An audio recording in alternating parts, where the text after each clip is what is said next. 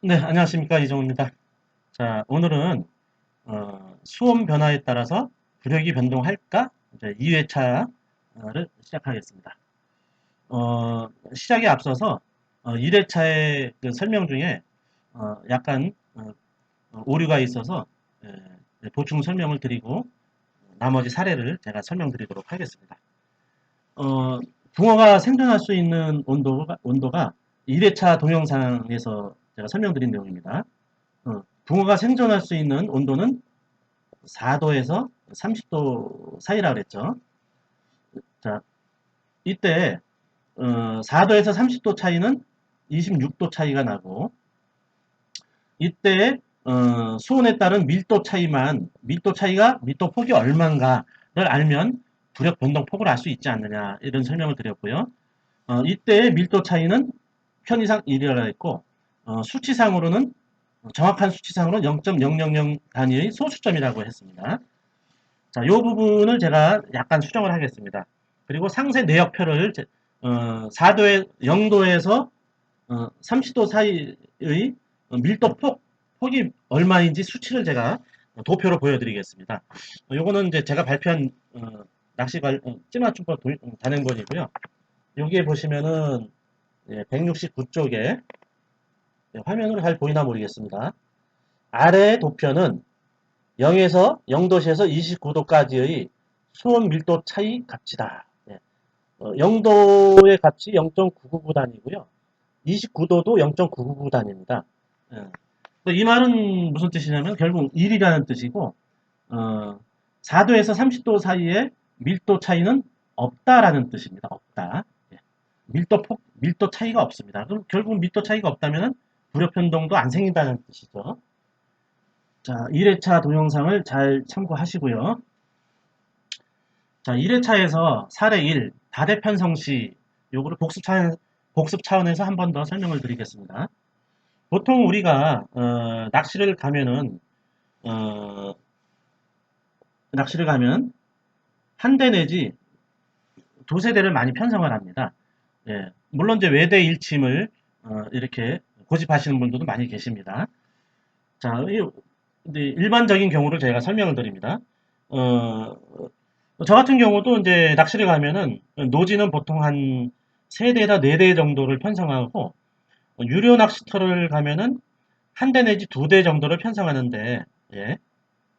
자, 이때 그 부력이 변동하면 수온이 변동하면 부력이 변동한다라고 이제 주장하시는 분들의 예, 주장이 옳다라고 생각한다면 수온이 변동함에 따라서 부력이 변동을 해야 됩니다. 네, 요게 일부 낚시계의 주장이라고 그랬었죠. 자, 그러면 세대니까 물 수면이 있고 찌가 섰어요. 이때 여러분들 한번 가만히 곰곰이 한번 생각해 보십시오. 오전, 낮, 오후, 새벽. 뭐 이런 식으로 이제 돌아가죠. 또 시간 변화에 따라 부력이 변한단 말이에요. 그러면 찌가 수시로 올라갔다 내려갔다 해야 되는데 이때 특정한 찌만 올라갔다 내려갔다 하는 게 아니고 이 세대가 동시에 다 그렇게 돼야 된다라는 거 아닙니까? 그런데 여러분 저도 그렇고 제가 40년을 낚시를 다녀봤지만 이런 현상을 본 적이 없다라는 것이죠. 그리고 낚시대 전체에 10명이든 20명이든 30명이든 모든 낚시꾼의 찌가 시간 변화에 따라 부력이 변동해야 된다는 것이죠. 근데 그렇게 되지 않는다라는 겁니다. 이거를 어떻게 설명할지 모르겠습니다. 요거를 설명할 수 있는 분이 있으면 저한테 전화를 주시든지 아니면은 댓글을 달아주시기 바랍니다. 그리고 어떤 사람은 이런 경우도 있어요. 시간 변화에 따라 부력이 변한단 말이에요. 예? 요것만 꼭 일단 기억을 하세요. 자, 세 대가 있어요. 근데 이 한 대는 입질이 꾸준하게 예쁘게 들어와요. 이 한 대도 그럭저럭 입질은 들어와요. 근데 이 한 대는 유독 입질이 없어요. 근데 이 낚싯대가 특정 낚싯대 한 대가 입질이 좀 지저분하단 말이에요. 자기가 원하는 수준의 예쁜 찌올림을 올리지 않는다는 거예요. 그리고 입질 폭도 좀 좁고. 그래서 이 낚시꾼이 하는 얘기가 이게 사례2입니다. 참 가관입니다. 아니, 왜 이러지? 중간 낚싯대가 좀 이상하네. 이거 그러면서 이제 손으로 이제 물 수면에서 물을 이렇게 만져봅니다. 낚싯대에 물을 만져보면, 물이 많이 차갑네. 손이 변해가지고 부력이 변했나? 그러면서 이 낚싯대를 빼더니 니퍼로 싹둑 잘라놓은 거예요. 여러분 한번 가만히 있어요. 이 봉돌이 있는데 니퍼로 이거를 싹둑 잘라내요. 이때 니퍼의 봉돌의 납치의 크기가 한 이 정도 되는데 찌톱으로 따지면은 한 두세 마디 이상의 크기를 싹둑 잘라내는 거예요.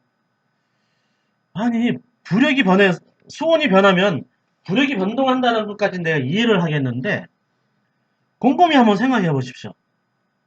우리가 보통 오링 한 개의 무게가 찌톱 반마디나 한 마디 정도의 크기거든요. 무게거든요. 아니 두세 마디에 해당되는 거를 니퍼로 싹둑 잘라내요. 그러면 봉돌이 어떻게 되냐면은 악어 이빨처럼 이렇게 돼가지고 이렇게 돼 있어요. 삐쭉삐쭉 튀어나와 있어요. 미세 조정한다는 사람이 이렇게 잘라낸다는 거죠. 그리고 또 한 가지 이해가 안 가는 거는 수온이 변했으면은 불액이 변동했다. 좋다 이거예요. 그럼 얘도 변해야 되고 얘도 변해야 되는 거 아닙니까? 얘도 싹둑 잘라내야 되고 얘도 싹둑 잘라내야 되는 거예요. 그리고 또 여기서 한 가지 또 가만히 생각해 보십시오. 얘는 입질이 전혀 안 들어온다는 거야. 네. 결국 같은 포인트에서도 붕어가 놀고 있는 자리가 아니면 집어군이 이쪽에 형성이 됐을 확률이 높다는 뜻이거든요. 아니면 여기가 붕어가 놀고 살기 좋은 어떤 그런 뭐 바닥에서 샘이 올라온다든지 또는 뭐 육초가 가까운 데 있다든지 이런 요인이 있는 거거든요. 부력하고는 하등의 관계가 없는 거였다라는 뜻이에요. 그리고 설령 뭐 그렇다 손 치더라도 이 찌가 뭐 같은 그 재원의 찌라도 이 성능의 차이가 있을 수가 있거든요. 뭐 여기까지 설명하려면 분량이 많으니까 요건 생략을 하도록 하겠습니다. 여러분 한번 곰곰이 한번 생각해 보세요. 이해가 가십니까? 이거 어떻게 설명할 거예요? 그러니까 그동안 수온이 변하면 불액이 변동한다. 이 정도만 알고 있었지 제대로 이거를 이론적으로 이해도 못할 뿐더러 설명을 못하고 있는 거예요. 또 한 가지 사례를 제가 또 설명을 드리겠습니다.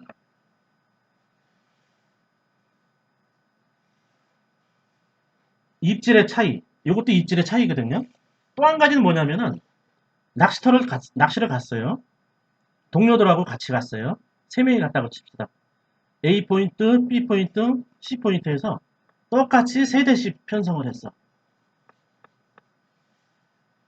그런데 이 사람은 고기를 잘 잡아. 이 사람은 그냥 그럭저럭 잡아. 이 사람은 고기를 전혀 못 잡고 있어. 가만히 한번 생각해 보세요. 이 사람은 찌올림도 참 좋고 예쁘고 아주 예술이에요. 그리고 입질 빈도수나 마리수가 좋단 말이에요. 네. 이 사람은 세모 수준이고 이 사람은 꽝 수준이에요.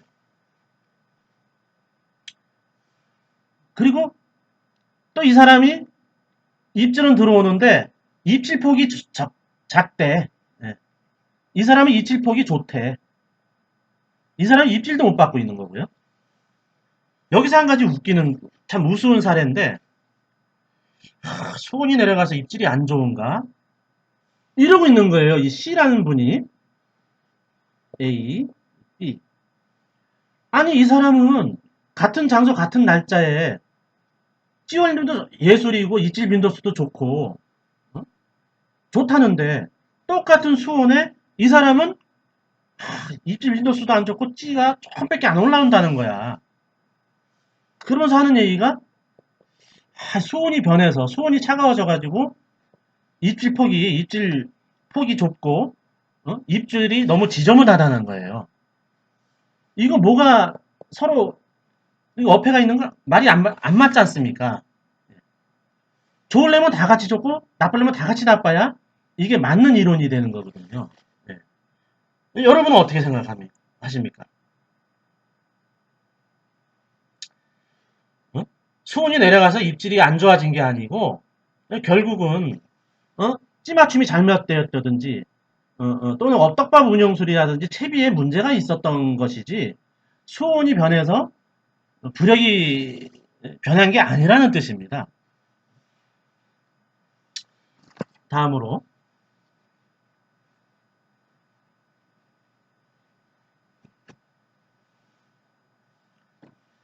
이 수돗물과 현장물입니다. 자 봐봐요. 수조 수온입니다. 우리가 수돗물도 우리가 찬물을 넣는다든지 뜨거운 물을 넣는다든지 이런 어떤 인위적인 작용에 의해서 온도를 4도에서 30도를 맞출 수가 있어요. 네, 가열을 한다든지 이렇게 해서. 자, 현장입니다. 현장의 수온도 계절에 따라 다르겠지만 보통은 뭐 5도에서 30도 차이라고 합시다.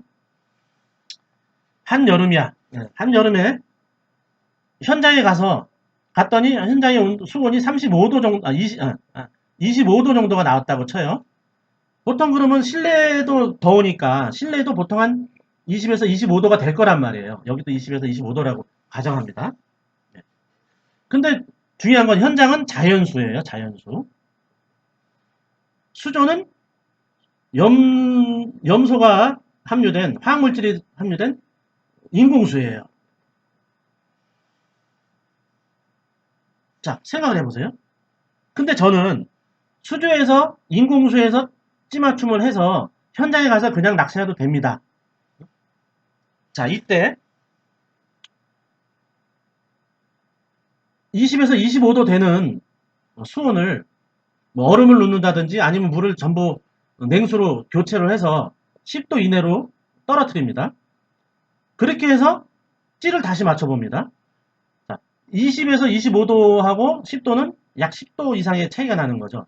그런데 부력 변동폭이 자 20에서 25도에서 온도에서 찌또 한 마리 찌 맞춤을 했어요. 그걸 냉수로 바꿔서 저희가 다시 찌 맞춤을 해봤더니 부력 변동이 전혀 발생하지 않았습니다.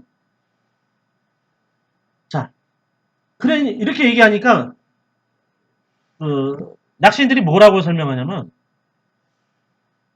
현장물과 수돗물은 인공수와 자연수의 차이가 있기 때문에 그 현장은 어, 실내와 달리 부력이 변동합니다라고 주장을 하더라고요. 그래서 좀 이해가 안 가더라고. 아니 온도 변화가 생겨도 찌맞춤에 부력의 변동이 안 생겼거든요. 수조상에서. 아 그래요? 그래가지고 제가 수조에서 찌 수조통을 현장까지 가져갔습니다. 현장. 사례 4번입니다. 현장에 가서 수조를 넣고 저수지 물을 일로 퍼날랐어요. 자, 그래가지고 찌맞춤을 수조에서 일목 찌맞춤을 한 채비를 현장에 갖고 와서 물을 담고 다시 확인을 해봤습니다. 찌맞춤 할 필요가 없죠. 수조에서 이미 했으니까. 집에서 해갖고 왔으니까. 했는데 여러분 그 찌맞춤이 어떻게 됐을까요? 이분들 주장대로라면은 불에게 변화가 생겨야 되거든요. 그런데 케미컬 라이트 전혀 변화가 발생하지 않았다는 거예요. 전혀. 미동도 없습니다. 여러분 이거 어떻게 생각하시겠습니까? 자, 지금까지 아직 이거 외에도 뭐 수많은 그 사례가 있는데 어, 이 정도만 해도 이것만 해도 저는 뭐 증명을 다 했다고 생각하거든요. 어떤 맹목적으로 일부 유명 낚시인이 이런 주장을 한다 손 치더라도 거기에 그냥 어, 어? 맹목적으로 이렇게 믿고 따르지 마시고 제 설명도 한번 잘 들어보시란 얘기예요. 이 몇 가지 사례를 드렸는데 이거를 여러분들 어떻게 어? 증명해낼 거냐 이 말이죠. 그분들은 그럴 것이다. 그냥 추론입니다. 추론. 추론이지 증명을 해내지 못한다는 거예요. 저는 추론이 아니고 모든 것을 실험, 실험을 통해서 증명을 해냈고 실험보다 더 중요한 게 뭐냐면은 실전이에요. 실전.